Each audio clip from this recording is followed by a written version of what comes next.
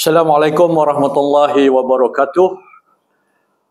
Pada pagi ini saya bersama-sama dengan seorang tokoh politik di negeri Kedah Darul Aman, khususnya di Kubang Pasu, dalam daerah Kubang Pasu, dan yang jelas lagi daripada Parlimen Jerlun.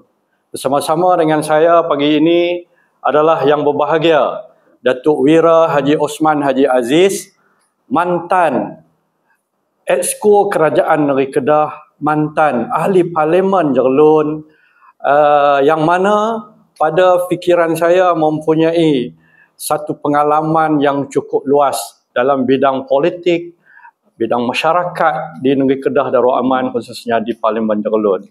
Apa khabar Datuk Wira? Alhamdulillah, Tuan. Terima kasih kerana sudi menjemput saya main ke dalam podcast Pak Tam Baju Biru. Ya. Terima kasih ruang diberikan. Kita hanya boleh sembang-sembang, berkongsi pengalaman sikit-sikit untuk para pendengar. Baik, Datuk Wira, pertamanya saya juga ingin merakamkan jutaan terima kasih kerana Datuk Wira sudi untuk bersama-sama dengan saya untuk kita sembang-sembang dalam podcast saya Baju Biru pada pagi ini. Dan sudah tentu saya mencari tokoh-tokoh yang boleh membawa kebaikan kepada masyarakat. Dan saya mengkaji latar belakang Datuk. Saya tahu sumbangan Datuk yang cukup besar di Parlimen Jerlun, dalam kawasan Jerlun ini sendiri, dan juga di negeri Kedah Darul Aman, dan seterusnya dalam kerajaan Malaysia. Pada satu ketika pernah menjadi Timbalan Menteri Kewangan. Dan ini satu jawatan yang besar, sudah tentu mempunyai buah fikiran, mempunyai sumbangan dan pelbagai lagi. Kalau saya nak ulas satu tak habis. Jadi Datuk, untuk permulaan bicara kita pada pagi ini, saya nak ambil daripada mula penglibatan Datuk dalam bidang politik ni. Saya ingat awal tahun 2000 dulu yang menjadi wakil rakyat, jadi adun di Ayat Hitam ini, kemudian dilantik menjadi Exco Kerajaan Negeri Kedah yang saya tahu paling gemilang pada ketika itu. Boleh Datuk ulas sikit, Datuk? Terima kasih, Tuan. Assalamualaikum warahmatullahi wabarakatuh. Alhamdulillah, syukurlah pada pagi ini dapat bersama dengan segmen podcast Pak Tam ni, Baju Biru. Berbalik kepada soalan awal tadi, di mana penglibatan saya semasa bermula lah dari sejarah yang saya ingat. Kita ni, keluarga kita memang keluarga politik. Keluarga politik. Orang tua saya ni bekas pemimpin kawasan ni, Jerlun, Kubang Pasu Barat, Jerlun Langkawi pada zaman tu. Jadi ketua penerangan 14 tahun. Kemudian wakil rakyat Jerlun dulu, Datuk Yusuf Rahman tu adalah sepupu dengan saya. Masa tu saya bekerja di jauh lah. Tahun 81 di Sabah. Di Sabah lah, Di Sabah. Lepas tu, yang tu sebagai apa, Datuk, di Sabah? Yang tu penolong pengurus ladang. Saindabi Plantation. Bahagian peladangan. Saindabi Plantation. Kemudian balik sambung belajar atas gesaan, atas rayuan permintaan ayah ni untuk buat degree. Zaman saya pergi di Sabah tu selepas di ITM. Masa tu diploma? Diploma. Lepas tu balik belajar di UKM. Lepas belajar tu, masa di UKM tu saya dengan scholarship Harrison Malaysia Plantation Berhad. Anak syarikat. Kos Datuk masa tu? Pengurusan perniagaan. Pengurusan perniagaan masa degree ni, pengurusan perniagaan khusus marketing. Jadi 4 tahun di UKM, kemudian kerja dengan kumpulan Golden Wolf lah, Harrison ni. Masa tu gawat, tahun 87 tak ada kerja apa, dia orang, saya kata hantar balik saya masuk estate, dia orang hantar saya pergi ladang di Johor, di Tangkah Estate. Kita buat sawit dengan getah. Sebelum tu di Sabah tu kita buat koko. Jadi pengalaman tu banyaklah tajuk daripada peladangan, industri koko, sawit dan juga getah. Kebetulan saya pun anak Felda. Jadi maksudnya itu dia ada semua hubung kait dalam satu lipatan sejarah hidup yang cukup menarik. Masa kerja di Kuala Lumpur ni, kerja dengan lepas ladang di Johor ni, dapat kerja penuh di kumpulan Golden Hope ni di Kuala Lumpur sebagai koko trader. Commodity trader ni, jadi buat beli koko malam, buat hedging pasaran London, New York semua ni. Tentu 5 tahun. Different masa kena jaga malam lah. Kena jaga malam. Kerja malam, kita start kerja di sini pukul 9 pagi sampai pukul 5 petang. 5 petang start dengan London pukul 10 pagi di sana. Jadi kita trade sampai tengah malam, kadang-kadang kita trade dengan New York. New York ni dia pukul 5 petang di Malaysia, 5 pagi dia. Oh, okey. 10 pagi dia, 10 malam kita. Jadi dia memang lari 12 jam. Jadi selama 5 tahun tu kemudian saya pindah kerja ke Bathurst, di kuliah di Pride dengan kumpulan Golden Road, menjadi pengurus pemasaran jual kasut industri, kasut apa nama, kita ambil macam masa tu boat.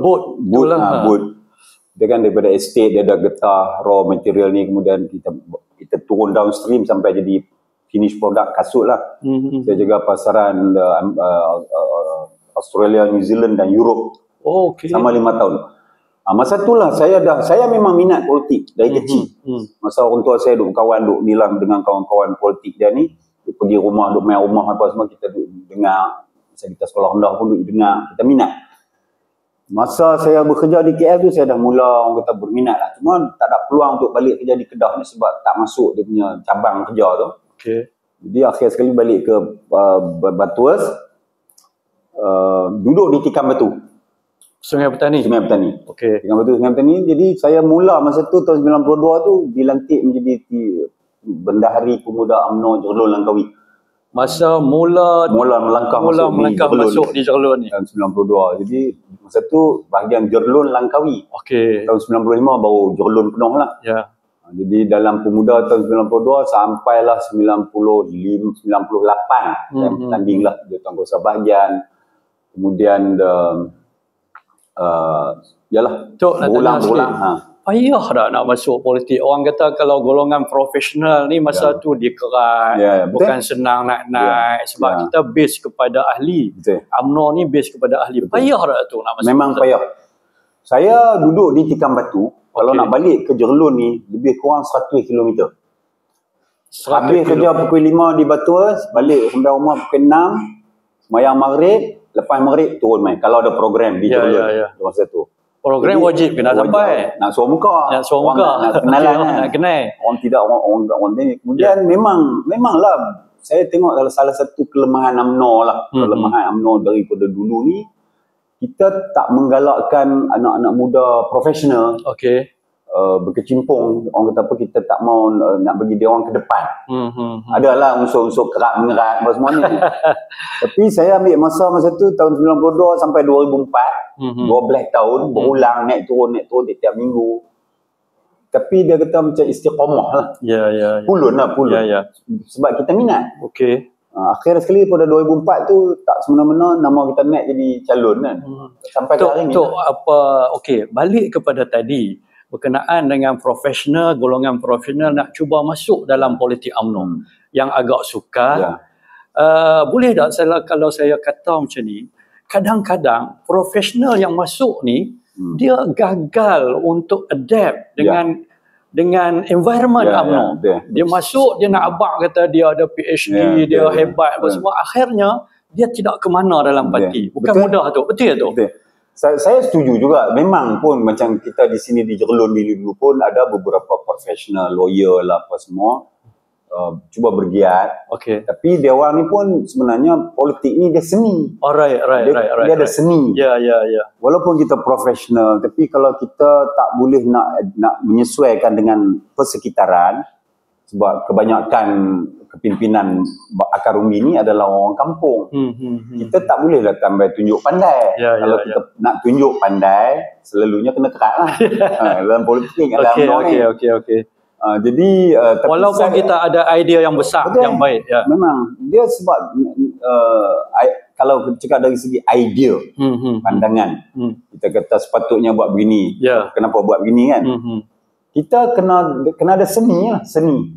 Maksudnya macam dulu saya pernah menjadi Bendahari Pemuda UMNO, saya juga pengurusi Biro Ekonomi. Jadi macam mana saya kata kita kena buat program nak meningkatkan ilmu pengetahuan keusahawanan di kalangan petty traders ni, dalam kampung ni.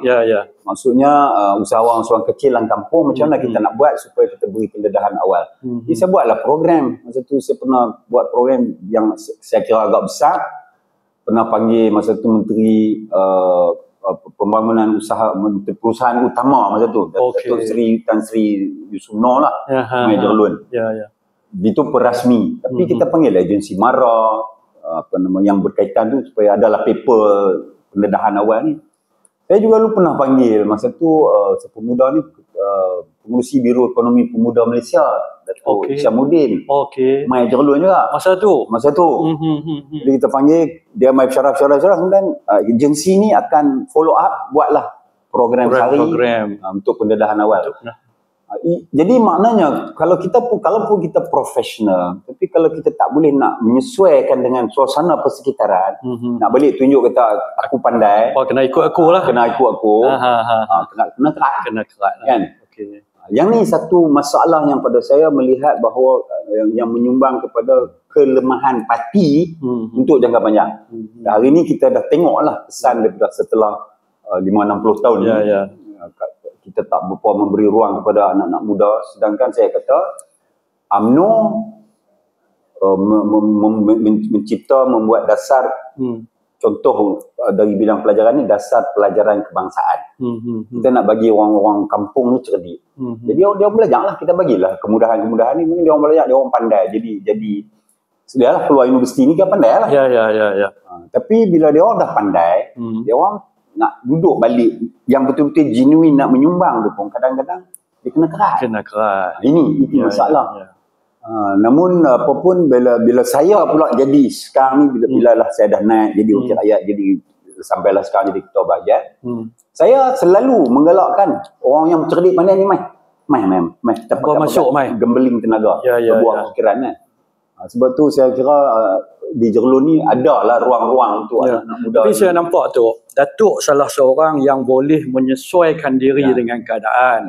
Sebab saya nampak walaupun ada pengalaman yang besar, kalau nak ikut pada perkiraan saya lah, Datuk duduk dalam Golden Hope ni, buat apa lagi nak balik tengok orang kampung, nak main tengah malam, subuh senja, nak deal dengan orang kampung, mau buat apa kan. Tapi Datuk berjaya sampailah terpilih pada kali pertama sebagai adun ahli Dewan Undangan Negeri di Ayat Hitam ni. So boleh Datuk cerita macam mana mula masuk, kemudian diangkat jadi exco, dan saya nampak pada ketika itu sebagai exco sukan terutamanya pelancongan berjaya membangunkan Melayu Kedah. Saya inilah Pak Tam yang dikatakan destiny hidup, destiny yang Allah Ta'ala letakkan kita ni. Setelah 12 tahun naik turun tikam batu Jerlun ni. 12 tahun tu. 12 tahun. 12 tahun ni makan masa yang panjang. Anak-anak pun tak ada tengok. Tapi akhir sekali takdir Allah Ta'ala 2004 jadi calon. Jadi calon ni pula kebetulan ni, tentulah bila dah jadi calon kita rasa kita pun pandai. Kita layaklah jadi exco. Tapi takdir Tuhan, masa tu Datuk Syed Razak Allahyarham jadi Menteri Besar. Dia kata jadi adun biasa dulu. Macam mana Datuk Syed Razak boleh convince untuk main jadi exco ni? Belum lagi masa tu Datuk Syed Razak jadi Menteri Besar, saya tak jadi exco. Saya adun. Saya adun 2 tahun setengah. Bila perubahan kepimpinan Kedah, Datuk Seri Mahathir Khalid naik, baru dia ambil saya jadi exco. Masa tu mungkinlah di atas sana mungkin dia orang tak tahu pengalaman perjalanan hidup saya, pengalaman apa semua mungkin. Dia orang kata tunggu dulu untuk saya jadi exco. Saya terbuka, hati terbuka, saya tak ada masalah. Walaupun kita rasa kita boleh buat. Tapi saya anggapkan 2 tahun pertama tu sebagai adun adalah untuk saya belajar. Masa tu yang jadi adun-adun ni umur sekitar berapa, dan Datuk di antara tokoh muda yang masuk? Saya masa tu umur 43. Taklah muda 30-an. Kebanyakan adun ni 50-an lah. Jadi saya ni orang baru saja. Baru pun dari segi mungkin pertama kali bertanding. Tapi bila tak jadi exco, jadi adun tu, dia memberi ruang kepada saya untuk turun di bawah, belajar pengalaman kita bertatih sebagai adun ni. Dan dia memberi pengalaman yang cukup menarik lah. Lepas tu bila kepimpinan di Kedah bertukar Menteri Besar, Datuk Seri Mahathir Khalid naik jadi Menteri Besar, dia angkat saya jadi exco, maka dia bagi kat saya exco belia dan sukan. Kebetulan ketika tu Kedah nak jadi tuan rumah Sukma. Sukma. Sukan Malaysia. Okey. 2006. Jadi saya jadi exco bulan 12 2005. Saya dah lebih kurang 6 bulan. Tok Dek panggil, "Man, you tolong buat selesai tak masalah-masalah yang ni sebab kita nak jadi tuan rumah." Okey. Jadi nak jadi tuan rumah ni, dia ada 2 tajuk yang besar. Satu, pengurusan event. Pengurusan event. Yang kedua, kita kena selesai buat infrastruktur. Stadiumnya, padang hoki, padang venue apa semua ni. Jadi dalam 6 bulan tu saya sembang bersama dengan Datuk Syed Yunan. Syed Yunan adalah SS masa tu. Kita Datuk jaga bab infra. Ketik jaga bab event. Sukan dengan inilah prestasi pasukan Kedah apa-apa macam tu lah. Tapi dalam masa tempoh 6 bulan tu kita boleh transform menjadi kita punya kita buka sekretariat Sukma bersama dengan saudara Mat Cik Nai. Dia jadi pengarah dia jadi CEO lah pada masa tu. CEO Sukma ni kita segmentaskan kerja, jadi sebab tu dia jalan lancar. Saya tak campur buat infrastruktur pengacaraan ni, pembukaan rasmi tu saya tak terlibat. Saya jaga promosi, menjaga tim Kedah. Tim Kedah dia lebih kurang ada 30 acara sukan ni kita nak ni, dan kita letakkan sasaran Kedah mesti mencapai sekurang-kurangnya 30 pingat mai. Prestasi terbaik dalam sejarah Sukma tu, sebab Sukma ke-6 masa tu. Ya. Jadi kita fokus dan kita boleh buat. Kita buat, dan akhir sekali alhamdulillah Kedah menjadi menjadi host terbaik. Perdana Menteri masa tu Allahyarham Tun Patlah ni, dia mai declare memang this is the best Sukma ever. Dan Kedah pula menjadi mencapai, saya ingat, tempat ketiga kot dengan 30 pingat mai. Pencapaian terbaik dalam sejarah penyertaan Kedah. Daripada situ kita tengok kita dah ada prasarana sukan. Lepas daripada acara Sukma tu, kita panggil persatuan-persatuan sukan ni pula. Kita buat seminar, simposium dilengkapi dengan masa tu lah ni sekarang dia ada SFO Kedah, saudara Datuk Syed Khairul. Dia pengarah MSN masa tu.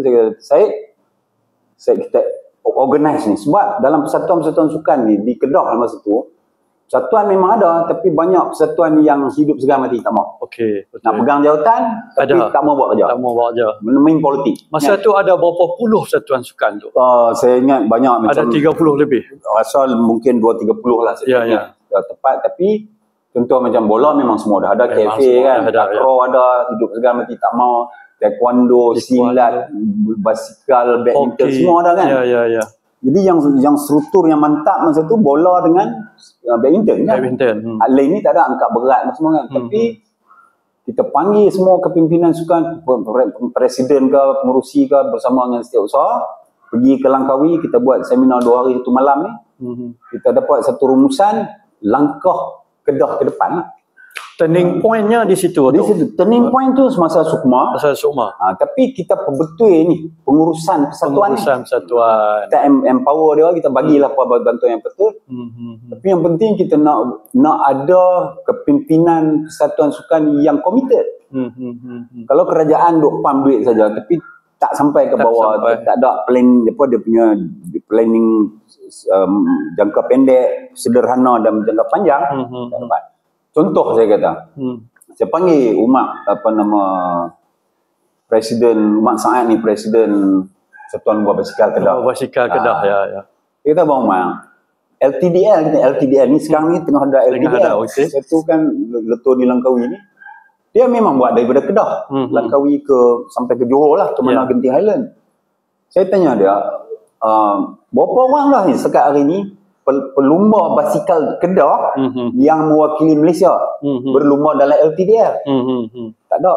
Dia tanya pasal apa? Datuk tanya sebab apa? Dah dulu lalu kot Kedah ni. Kita jadi takkan tak ada atlet kan? Takkan tak ada wakil Kedah. Daripada situ kita lontarkan cabaran tu. Saya kata 2 tahun lagi saya nak budak-budak kita seorang 2 boleh kayuh untuk Malaysia. Timbul alhamdulillah kita dapat 2 orang, Safwan dengan Nasri ni wakil Kedah. Okey. Begitu juga angkat berat. Angkat basikal tadi ada basikal bukit kan. Jadi semua ni dah kita dah letakkan platform asas untuk kegemilangan masa depan lah. Sama juga angkat berat. Angkat berat.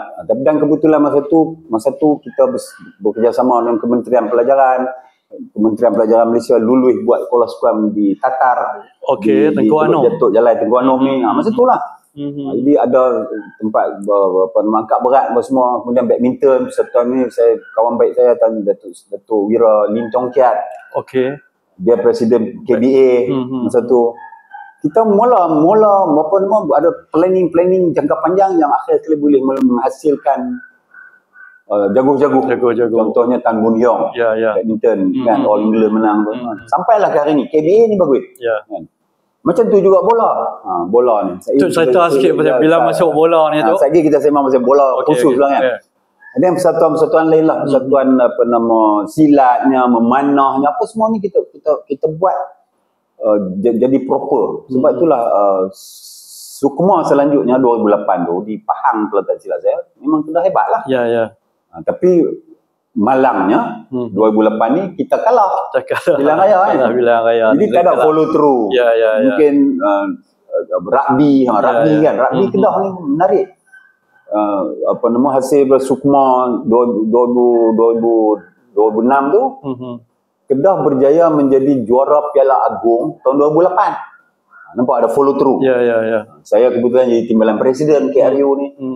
Dan kali terakhir Kedah menang rugby Malaysia ni adalah tahun 78. Tu dia. Saya pun pemain masa tu. Okey. Jadi tahun 2008 anak saya pemain pula. Masa tu Datuk duduk di Hamid College. Hamid College. Jadi kan 30 tahun gap dah. Juara Piala dulu dia panggil HMM Melaya Cup tahun 78.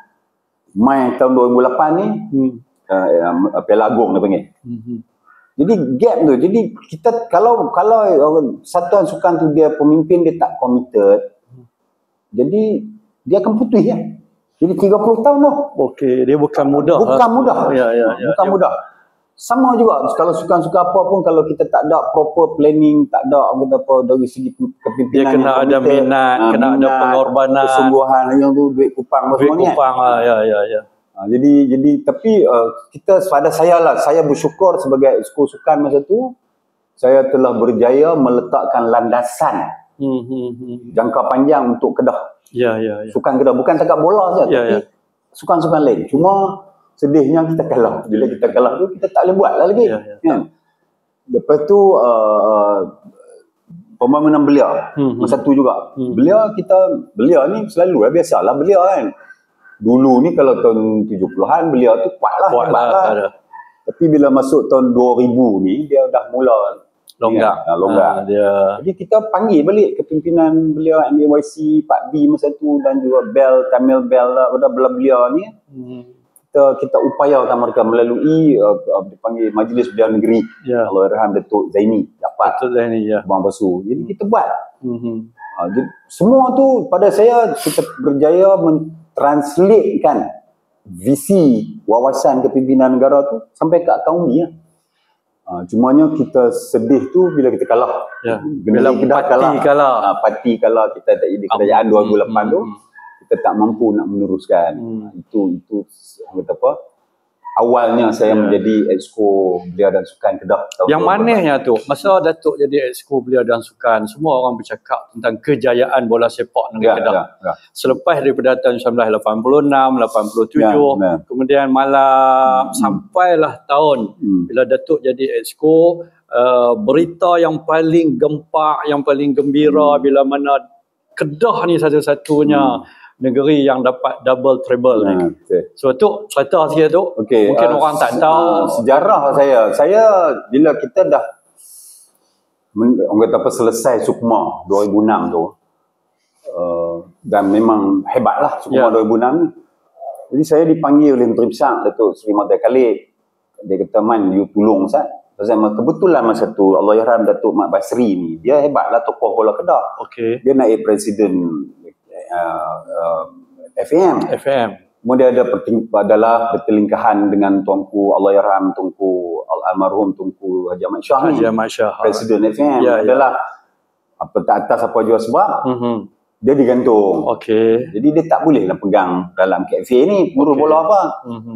Kedah masa tu mencari-cari. Saya mencadangkanlah beberapa nama kepada Datuk Seri Mahathir Khalid. Tak apalah, kemudian nama-nama itu diangkat dekat almarhum Tunku Sultan Abdul Halim. Tiba-tiba 2 minggu kemudian Tok Dek kata, "Man, you kena jadi pengurusnya. Tolong ni, selesai bab ni kan." Saya kata kat dia, "Tok Seri, pengurus bola ni boleh nak jadi ni, cuma sebagai wakil rakyat. Saya tak ada masa." Saya bimbang, saya pulun bola tinggal kawasan. Pulun kawasan bola tak jadi. Jadi ini dilema saya. Dia betul ya macam tu. Lepas tu tak apa. 2 minggu dia jumpa, panggil saya lagi sekali naik atas tingkat 3. Dia kata, "Man, kena jadi." Lepas tu dia pergi persemah kat Tunku. Tunku perkenan. Jadi saya pun secara orang kata reluctant lah, secara orang kata tak sungguh-sungguh terimalah jawatan pengurus bola ni. Saya ambil masa sebulan masa tu. Orang tak tahu.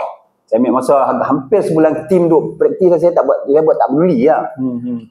Saya mengkaji ni karakter Allahyarham Azrai Qom macam mana, Rabi Madin, coach kan, tim Mat Sabri macam mana, saya study then player, Victor Andras, saya study adalah lebih-lebih kurang. Lepas tu satu hari saya pergi jumpa dia pun, kata okey kita buat retreat, kita pergi buat team building exercise di Langkawi. Kita pergi 4 hari 5 malam macam tu lah. Duduk di Dana Hotel tu. Di situlah kali pertama dia orang kenal saya. Sebab biasalah bila diumumkan Datuk, masa tu saya YB Osman Aziz, jadi pengurus bola, orang Kedah kan. Dia bola ni dia kata taksub. Lepas tu ni siapa Osman Aziz ni kan? Tak apalah, itu peringkat awal. Bila saya jumpa ni, saya pun bagi motivasi kat pemain, saya tanya cabar kepada ni, apa main ni, berapa lama dah main bola. Victor kata saya dah 10 tahun, Pak Long kata macam ni, Pelam kata macam ni, Helmi adalah kan. Saya kata berapa kali dah menang semua. Victor dia lama dia menang lah, dia kata menang 2 kali ni tu lah.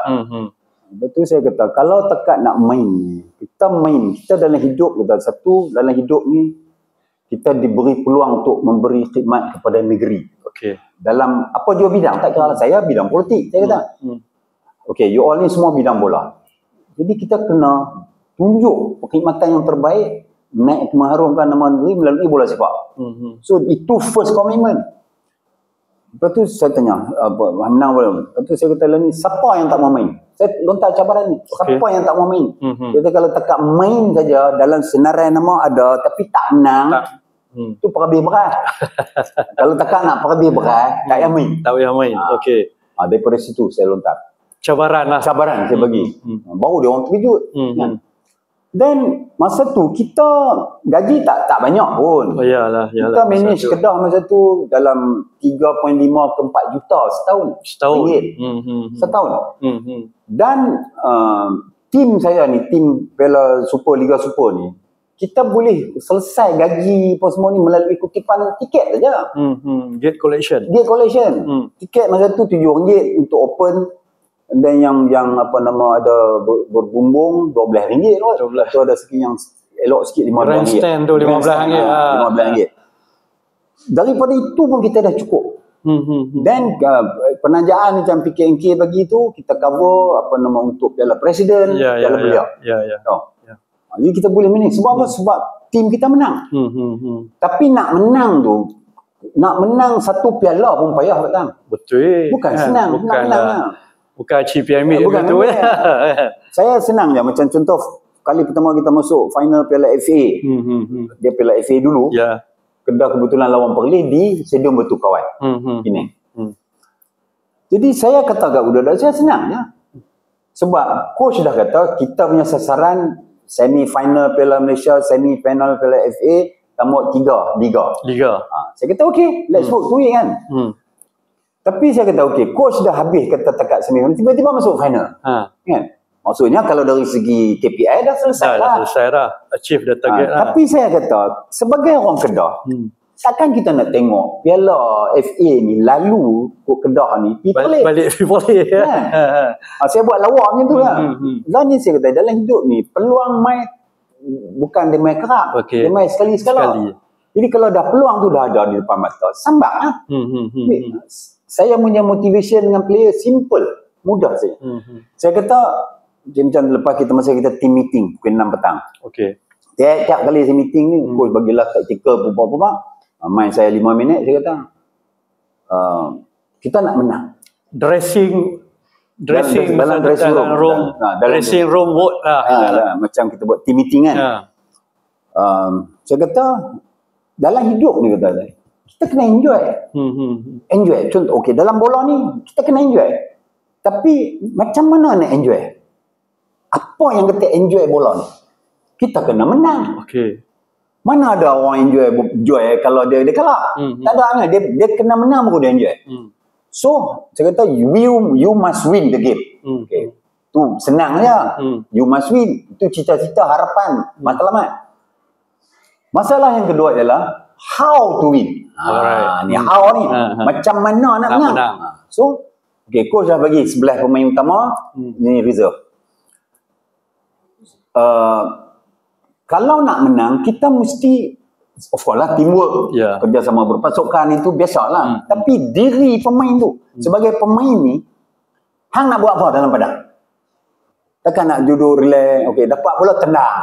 Habis. So saya kata, you must be able to hold the ball, pegang bola, maksud di kaki lah, bukan pegang tangan fall lah kan. Kaki, hold the ball. Bila nak hold bola, sebelum bola nak sampai, fikir dah. Kalau aku dapat bola, aku nak tahu nak bola ni. Nak bagi kat siapa pula.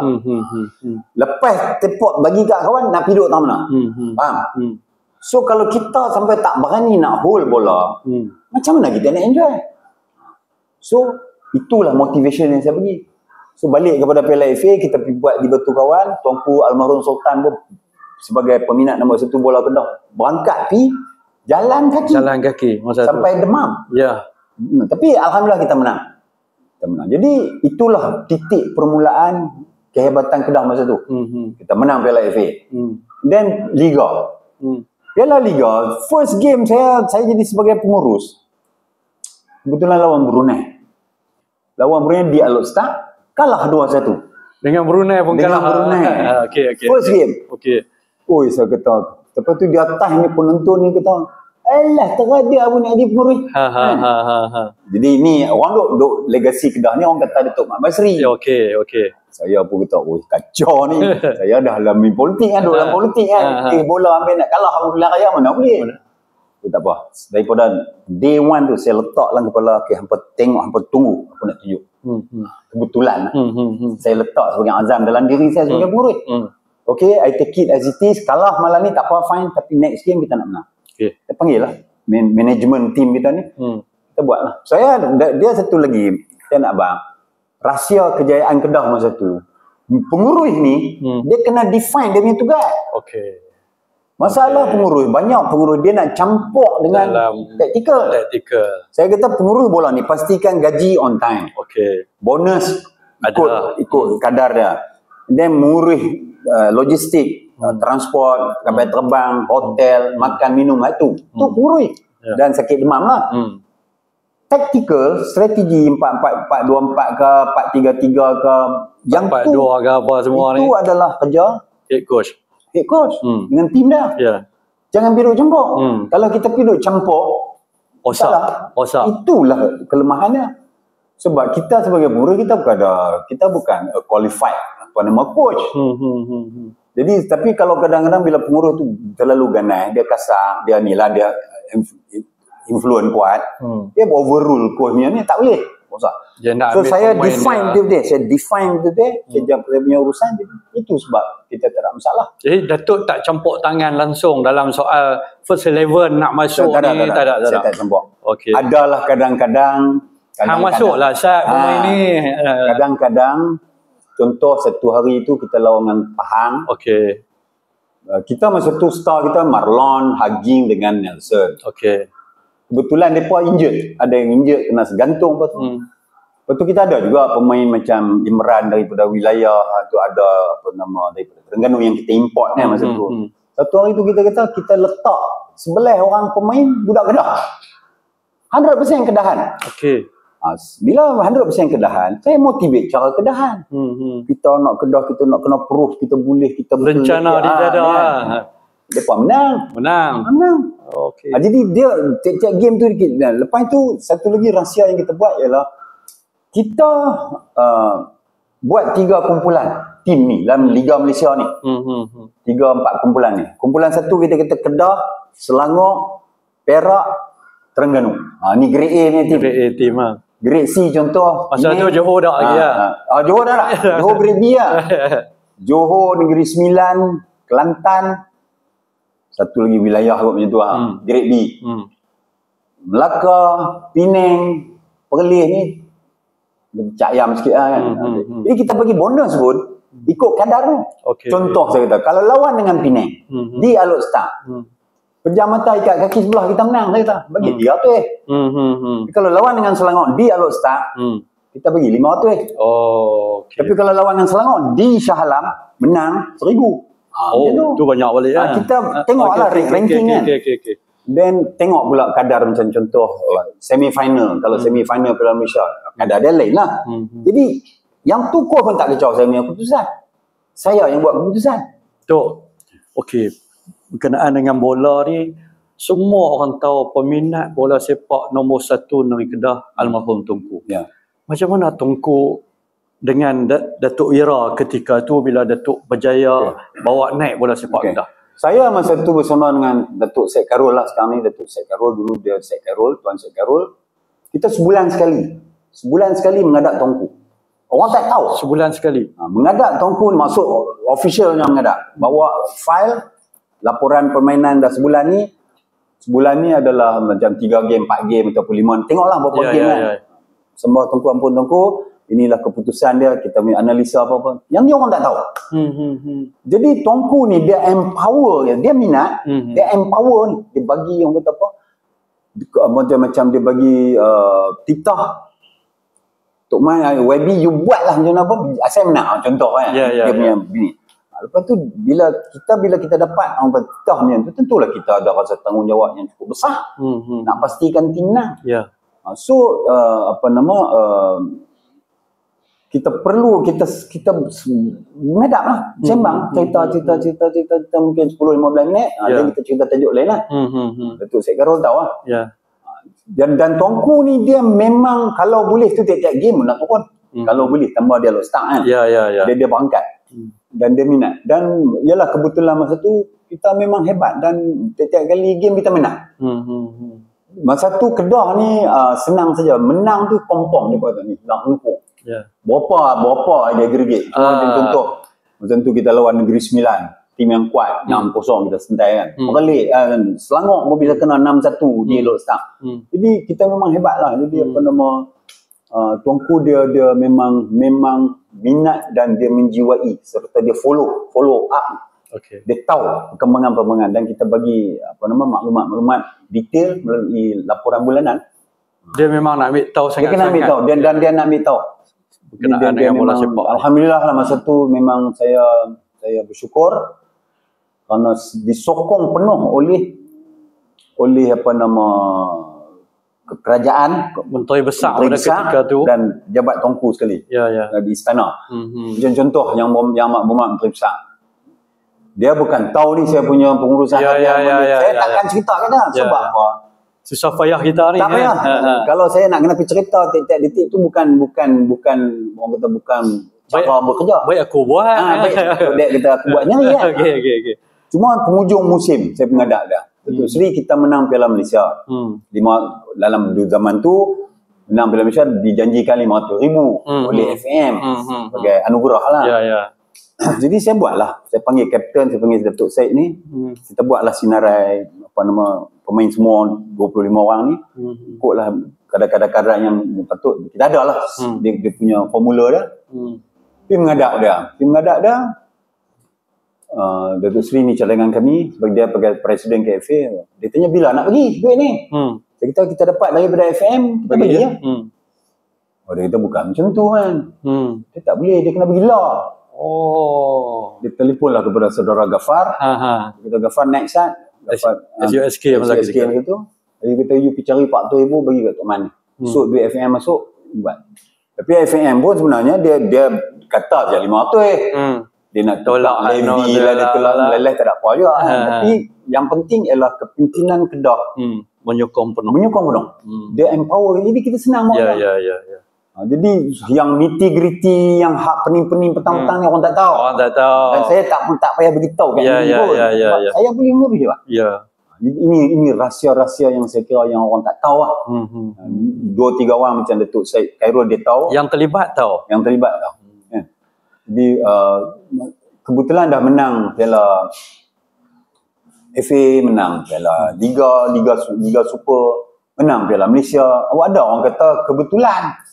Okey. Kan? Ni double treble tu menang bila tak kebetulan. Saya kata saya ni, kita bukan jenis cari nama. Dapatlah. Saya selesai habis tu. Jam pertama menghadap Tuanku selesai lah. Masuk musim kedua pula. Masuk musim kedua tu kebetulan tengah-tengah duduk ni ada pilihan raya, kita kalah. Jadi kita pun masalah lah. Saya pula tak ada kursi, saya bukan ada title. Saya masih Tuanku titah Tok Man, you sambung buat lah habis. Tiba-tiba Allah Ta'ala bagi pula dan ada 3 piala. Double treble tu tak pernah orang buat dalam sejarah bola sepak Malaysia ni. Jadi apakah itu kebetulan? Mana boleh kebetulan? Dia usaha. Sebenarnya dia dalam saya kebetulan lah, saya ni diri saya kata kebetulan kita belajar. Belajar ni maksudnya ada ilmu. Kita bekerja, kita ada pengalaman. So you combinekan ilmu dan pengalaman menjadi satu orang wisdom, kebijaksanaan. You combine dua tu. Kebetulan saya ni dulu, orang masa mula-mula kata orang ni, Tok Man ni, dia siapa ni, pernah kami bola. Saya dulu, saya main bola. Saya main untuk Kedah. Tapi zaman tahun 70-an. Semua orang tak tahu kita ialah main Kedah pun kalau main Piala Malaysia. Main Piala untuk sekolah, untuk Razak Cup Perlis, saya ambil dengan Melayu Perlis. Tapi semua tu saya tak payah cerita kat orang. Tapi yang penting adalah saya boleh empathy bagaimana perasaan seseorang pemain bola. Menang, kadang-kadang menang kena bu, kalah. Coach duk hentam, bang. Tanya, kalau ni boleh tanya yang berhormat saudara Badrul Bakhtiar ni pun, macam mana dia sampai menangis. Dia masa tu dia muda kan. Tapi kita boleh empathy, maksudnya sebab itu saya berdiri 2 tahun 4 tahun di tepi padang itu, setiap game saya tak pernah duduk seminit pun. Pasal apa? Sebab saya komitmen yang paling tinggi. Kita sampai dah jadi passionate, kita dah menjiwai sebagai seorang pemain tu. Jadi kita jerit-perit, getak semua kita tahu. So, bila orang tanya saya, Tok Man, macam mana yang hang boleh berdiri? Sebab saya kata kat pemain saya, aku ni kalau ikut hati, aku nak main ni. Tapi tahu dah rambut putih. Kan? Sebab tu aku berdiri di tepi padang ni seolah-olah pemain yang ke-12. So, kalau kami tiaw hamba kat tepi, patut sebuah kepala. Kalau buah kepala jadi rosot. Kan? Dan pemain-pemain pun respect kita. Mereka respect, kita simple, motivate 5 minit tapi jadi kerja. Dan menang, kita bagi bonus kat dia orang, katalah hari Sabtu kita lawan dengan Selangor, kita menang 2-0. Hari Selasa Rabu kita nak lawan dengan katalah Melaka pula. Malam tu kita bagilah, sebelum game kita bagilah bonus. Sebelum ni. Jadi dia punya sistem tu kita cipta dan diterima pakai oleh kesemua.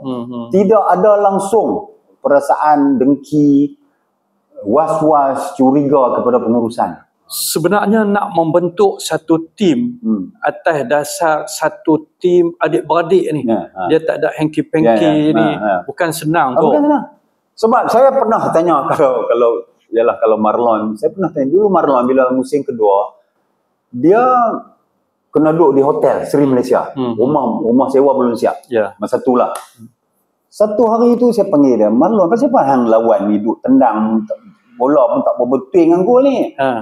Kita pun ada perasaan curiga juga. Panggil dia, Marlon, anybody saw you, jumpa you pergi buat discussion kat tepi apa ni kan? Buatlah buki sebiru tengok. Oh no, dia kata no. Off form sangat. I want it. Marlon, if I hear such thing, kalau ada anybody hanky-panky bukis kat tepi ni apa, suruh you tendang bola jangan masuk gol, hang jaga. Tergantung semua hidup. kita warning. Lepas tu macam pemain ni, kita ada macam team kita, Den Khan arwah ni. Dia duduk pergi jaga, dia tengok kalau kata sakit demam ke keluarga tu tak ni, kita ada lah. Ada. Maksudnya kita bukan hanya jaga pemain, malahan kita jaga keseluruhan. Ada pemain yang mungkin terlibat dengan bujang. Ada juga. Ada.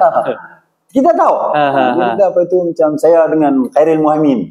Dia Khairil Muhammad ni dia masa tu dia main Kedah, dia main under 23 Malaysia, dia main Malaysian senior kan. Dia bila dia muda, dia budak lagi masa tu. Dia duk dapat input dari pelbagai coach. Kalau Malaysia coach ni apa nama, kalau under 23 orang ni, kalau Kedah Azrai kan. Jadi dia mungkin dia confuse. Coach ni kata lagu ni, coach ni kata. Jadi prestasi dia tak berapa bagus satu ketika tu, dia deep sikit. Saya panggil dia personally. Min, pasal apa Min, adakah girlfriend tak mesej apa ni? Saya saja melawak. Melawak. Tapi kita punya hubungan tu very cordial, very cantik, atmosphere yang persekitaran yang sehat. Jadi tak ada. Saya pun kata aku bukan datuk, aku bukan exco, aku bukan pengurus. Aku ni pemain juga. Kita letakkan diri kita tu dalam kasut juga. Jadi inilah antara ramuan-ramuan yang saya kira cukup menarik. Dan yang penting pada saya, sebab saya dah letak sasaran tu, dia dalam hidup ni petang. Hang jaga bola ke, hang politik ke, hang jadi pengurus bank ke apa, dia ada basic asas pengurusan. Prinsip-prinsip asas pengurusan iaitu POLC. Planning, merancang, organizing, kita organize, and then kita leading dan control. Jadi kesemua tu dia ada. Ramuan itulah yang menjadikan Kedah hebat. Lepas tu bila kita kalah Pilihan Raya 2008, saya pun dah tak jadi pengurus, sampai Kedah junang ke Liga Perdana. Ini ya, jadi jurulatih yang sama, pemain yang lebih kurang sama, pengurus saya berbeza. Bila pengurus berbeza, tiba-tiba deep. Jadi saya boleh bangga lah sebab saya jaga dia elok kan. Baik. Terima kasih banyak Datuk Ira atas penerangan sembang-sembang kita berkenaan dengan pengalaman khususnya dalam bidang sukan dalam Negeri Kedah Darul Aman menjurus kepada kejayaan bola sepak. Tahniah sebenar-benarnya kepada Datuk Ira kerana berjaya membawa nama yang cukup baik Negeri Kedah sampai ke hari ini, walaupun hari ini dah jatuh apa semua, tetapi bila orang sebut bola, dia sinonim dengan Negeri Kedah Darul Aman ini. Baik. So nanti kita masuk kepada segmen kita yang kedua, Datuk Ira.